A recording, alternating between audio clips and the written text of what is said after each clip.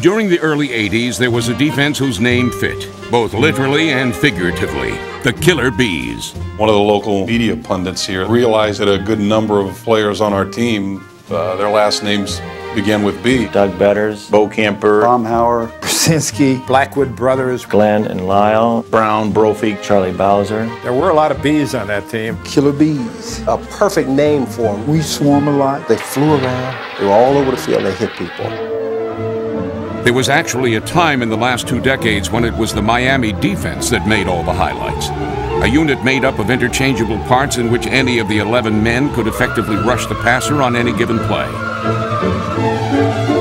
By 1982, the Killer Bees were the top-ranked defense in the NFL, and their sting could be felt both on and off the field. The Dolphins are #1. We got defense. I can recall being out on the practice field dressed in bee costumes and doing a poster. They're all dressed up in the bee outfits or whatever, which I thought was pretty cool. Every now and then I see one of those posters and I kind of cringe at the thought of doing the thing. I think they loved it. As a matter of fact, I think they had part of making it up. A killer bee, a killer bee, a killer bee, a killer bee.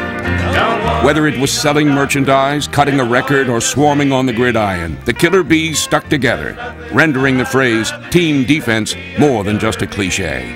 There's nothing that I'd rather be than be a killer bee. Yahoo! We didn't have the individual star, the standout type of player, but we had a lot of guys that took a lot of pride in team defense. I think Bill Arnsparger, our defensive coach, had a lot to do with that. People accepting their role and realizing that they can make just about anything happen if they don't care who gets the credit. So you had a number of young players that weren't that good to begin with, but we grew as a unit, and we grew as a unit on the field and off the field. And we knew what each other's strengths were, and we played off of those.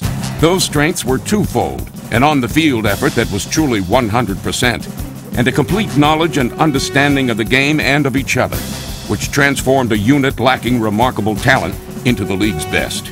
You'd be at the line of scrimmage, and I'd look over at Baumhauer or Betters and maybe just give them a nod, and they knew exactly what I was thinking. There's certain teams when you play against them, you know that mentally it's going to be more of a challenge than physically.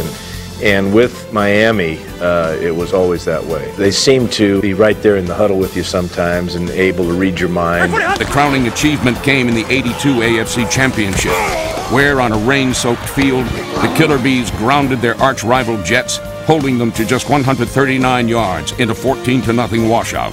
We played, awesome that day. There was another one. Arnsey made us so well prepared for the game.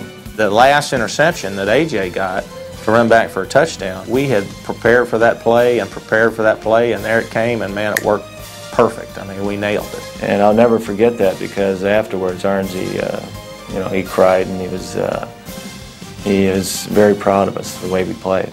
Their 2 Super Bowl appearances within 3 seasons bound them together forever.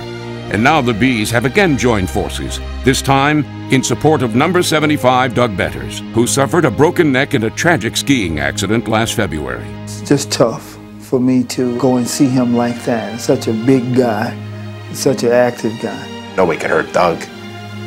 Doug was like the strong guy on our team. That couldn't happen to Doug. I did a good job on it. I broke my neck pretty good, and it's not one of those things that's going to get fixed up in 6 months. The first thing you think of is, what can I do? What can we do? How can you help the guy? What can we do to make things easier for him? What they've done is sponsor charity events to raise money in support of their fallen teammate.